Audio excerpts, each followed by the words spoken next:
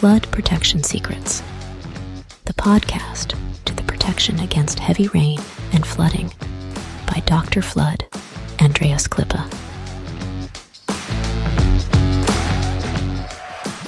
So the big challenge is, how can house owners like you and me get a flood-free home? How can business managers like you and me get a flood-free company? And how can public servants provide flood-free critical infrastructure and livable cities?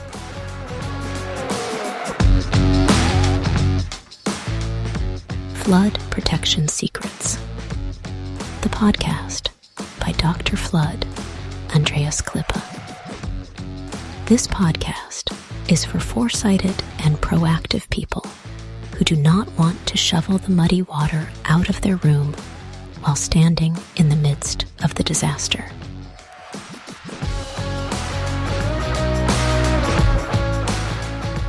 Therefore, those who design and plan, the architects and engineers, need to construct such buildings and cities, and that even when the entire environment is completely flooded. That is a challenge, and this podcast will give the answers. Flood Protection Secrets, the podcast by Dr. Flood, Andreas Klippe. Yeah, hello and welcome again. This is part 2 of this small series about the insurance inquiry to provide a flood protection solution for a factory. The factory is located in a huge economic zone around Metro Manila in the Philippines, but can be anywhere in the world because the way how to do it is quite similar. And in part 1, in the last episode, I described the engineering assessment. And today we will focus a little bit on the other part. It's part 2, yes. And I was just a small summary. I was describing the advantage of an engineering assessment because what you need if you want to go for a flood protection solution for your factory, for a hotel, a commercial center, an airport, or even a huge house or a smaller house, it depends how difficult it is, then you need somebody to have an eye on that and to provide you some solutions, because there is not the one and only solution. I always say that amongst our top 14 flood protection barrier types is not the one and only that will solve all your problems. That is the reason why there are top 14 flood barriers existing and not only a top one, so only one barrier. And the result at the end of the day is the provision of several solutions, several engineered solutions, and that can include different types of barriers. I mentioned the portable barriers like demountable flood barriers, or swinging doors and gates, or automatic systems, or even permanent glass systems. And this combination will make it easy to install them in a case of emergency if you have several entrances, or if you run out of manpower, or the people are not skilled, or you cannot trust them. Imagine you have a guard who is responsible to close 64 entrances in the middle of the night on a Sunday night at 2 a.m. And first, to be responsible to close 64 entrances is almost, I will not say impossible, but it takes very long. You can imagine. Then this person cannot fulfill his duty tasks, his tasks. That means he is a guard, so he shall be at the gate most probably. So, but instead he is running around, and he needs a colleague, because he cannot do that alone. That will take too long, and it's not comfortable. And then comes the next. If ever that is possible, how can you be sure that this guard, this person, will install all the flood barriers in the correct way? What if at entrance number 37, the installation is not well done, or was simply forgotten? Who will control that? Then the whole factory might get flooded. That means all installation, all investment was for nothing, and you get completely flooded, and you will lose all your machines, all your income, all the business opportunities, and the insurance will definitely not pay. Yeah. So that is what we discussed in part number 1, and the engineering assessment does not only come with several solutions, technical solutions, solution 1, solution 2, solution 3. No, it will also include all necessary civil works. That is what people always forget. And I mentioned that there is an impact on the design of the site, of buildings and landscaping. And this civil work, must be organized as well. And it's costly. It will consume a part of your budget. And then at the end of the day, you get a budget price for all hardware installations. These can be the barriers, that can be drainage systems, that can be the associated necessary civil works. And all together, it will provide you a budget price that your financial department or the board, the management can take a proper decision which solution shall be chosen and selected and executed. But today I want to talk about part 2 and what sometimes is interesting and and surprising, and because in our case the customer just called us and they talked to my team, and then later we made a Zoom meeting and I explained the things about flood protection, and the customer was answering to our question at the beginning, and because I asked him, what exactly do you need? He said, our insurance asked us to provide a study.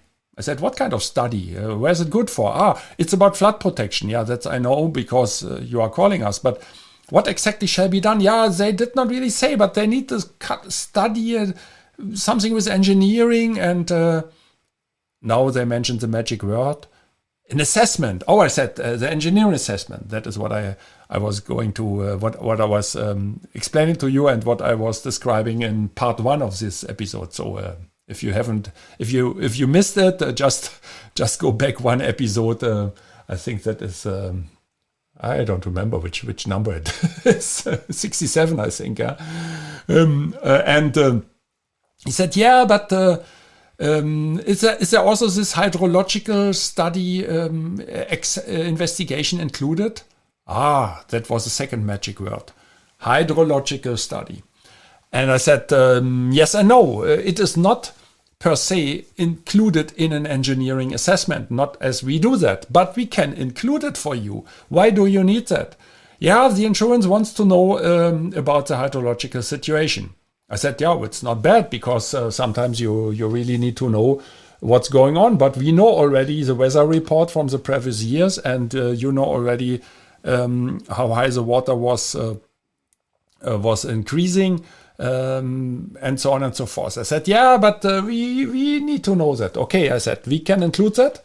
That is not an engineering assessment. That is a hydrological study. There you will get a hydrological data report. And that data report, what is it they asked? This report analyzes historical data on rainfall, stream flow, and groundwater levels. Okay. But I said, you know already, you just want to repeat it again? Or, no, we don't have it in written, we need a report. I said, okay, we can provide that. And what else do you need? Is there kind of analysis, as they asked? I said, yes, because the hydrological analysis report is the second part of this hydrological study. The first is a data report, and the analysis report will tell you about the frequency and magnitude of floods, droughts, and other hydrological events. Okay. But then why do we need an assessment? Is that not enough for us? I said, look, it is like when you go to a nurse, or you go to and you ask and you are sick, you are coughing, and then the nurse will tell you, oh, look, I think you are coughing, and that doesn't sound good. I think you are sick. Yeah, and does it heal you? No, because she will tell you, look, you better go to a doctor. And then you go to a doctor and you immediately ask the doctor, how much is it? How much do I have to pay? become healthy again. And the doctor will not answer to this a little bit stupid question, because nobody will ask this question to a doctor. Or did you ever do? I never did. I never heard about that. And the doctor will start investigating. So the doctor will investigate your lungs and tell you, open your mouth and do the investigation, and then tell you, look, your lungs are okay, you are lucky, but you have a cough and you have a flu, you have a cold.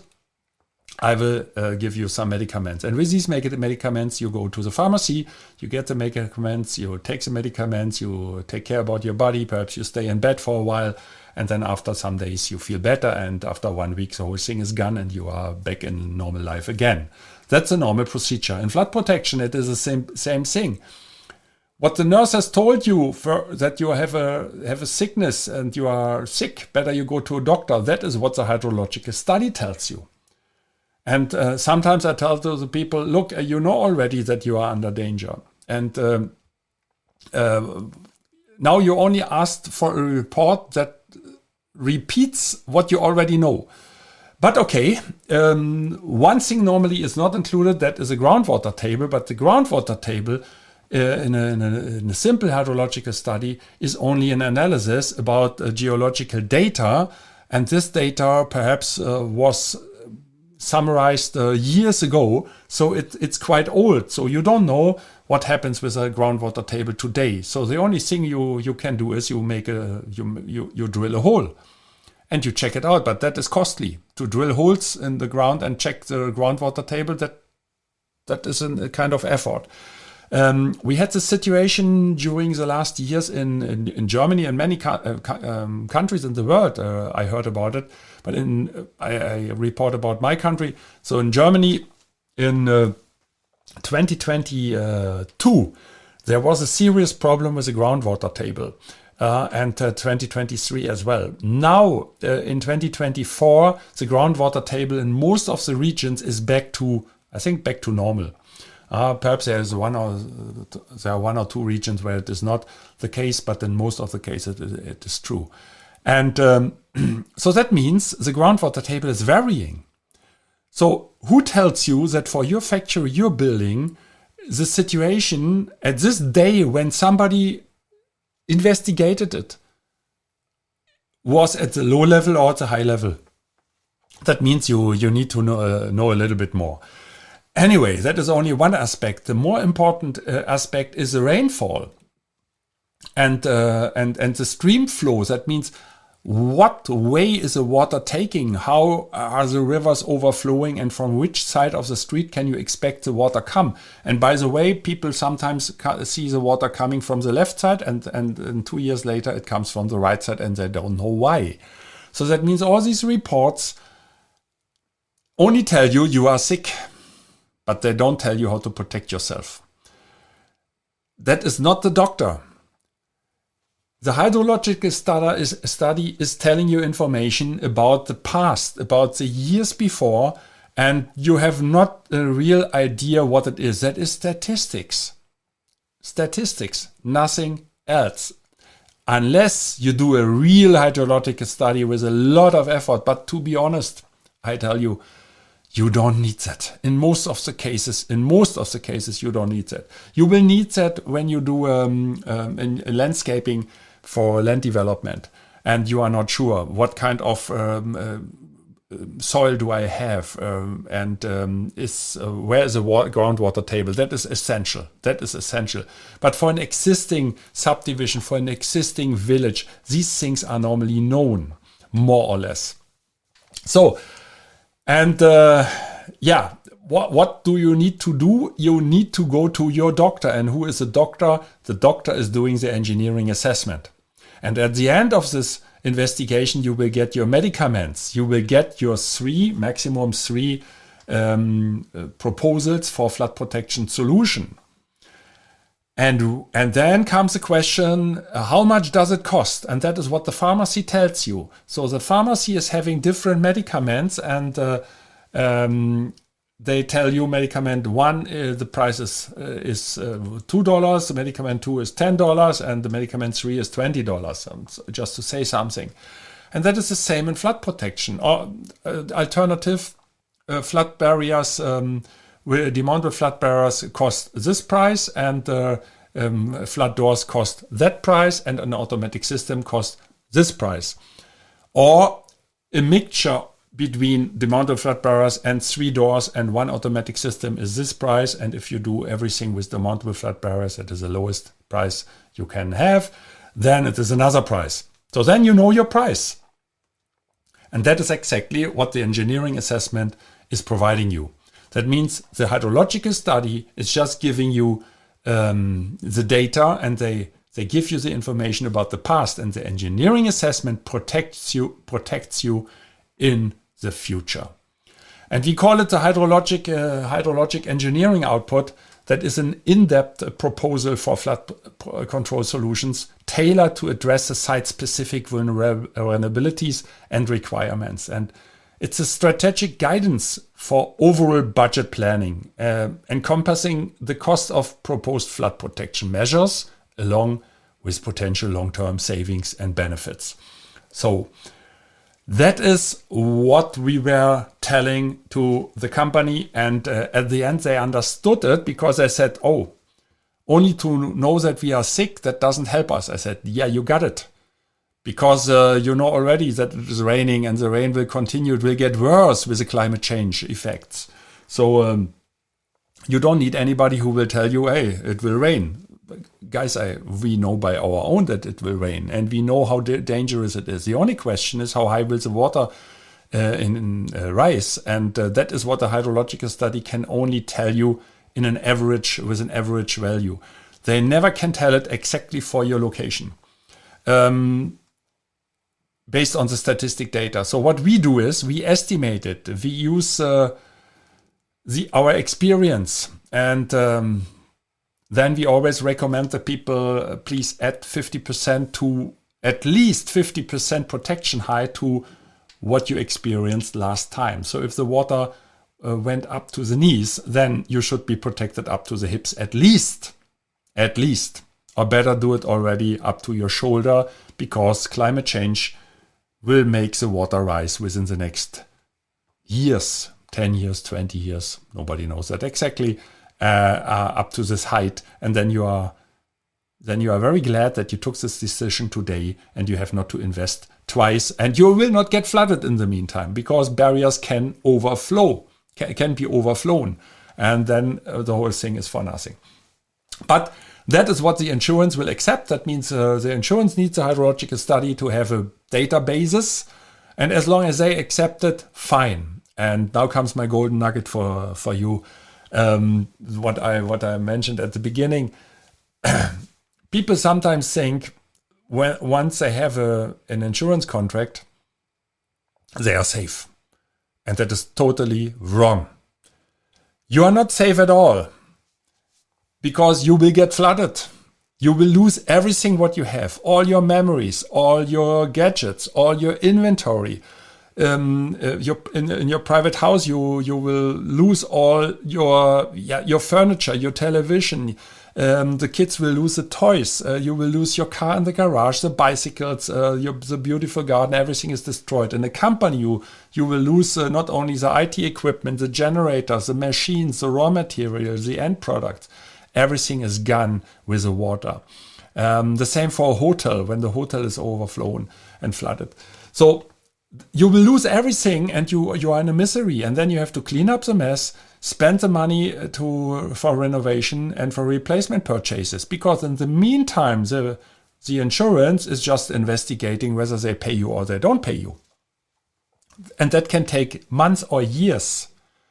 What will you do? You wait for several years until you have a final decision? That will not work. At the end of the day, if you have a very good insurance company and they agree to pay you, at least you will get a part of the money back. But believe me, the money is never enough to cover the damages you have and the loss of business opportunities. So that is why don't trust in insurance. Don't say, oh, now I have an insurance contract, I'm safe. You are safe if you have the right flood protection solution. And that starts with an engineering assessment, or it starts with a hydrologic study that gives you the information about the past, followed by an engineering assessment that protects you in the future. And then at least you know the different options, and then you can decide for one option and start a detailed engineering, and then finally do the procurement. And then the procurement department will be very happy because you fulfill exactly the budget planning, as long as the engineering assessment is serious and transparent. What is the case for? I can really say that for our engineering assessments. Yeah, that's it. Hydrological study gives you information about the past. Engineering assessment protects you in the future. And as always, I end with reminding you, if you like this episode, then please subscribe if you haven't done yet, that you don't miss the important news about flood protection secrets during the next weeks. And as always, stay safe and flood free.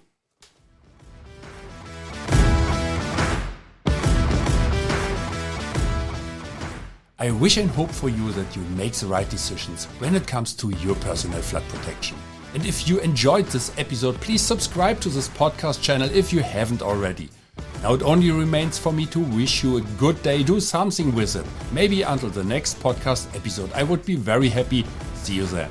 As always, stay safe and flood free. Your Andreas Klippe and the whole Flood Experts team.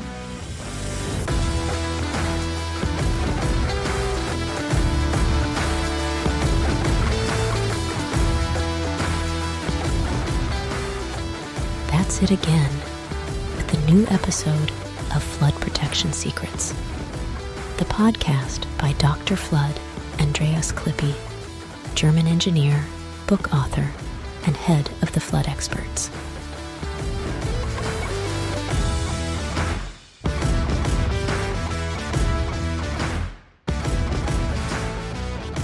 What can Dr. Flood Andreas Klippe protect for you? Anytime? Worldwide? Contact us or just click through to www.thefloodexperts.de/bonus.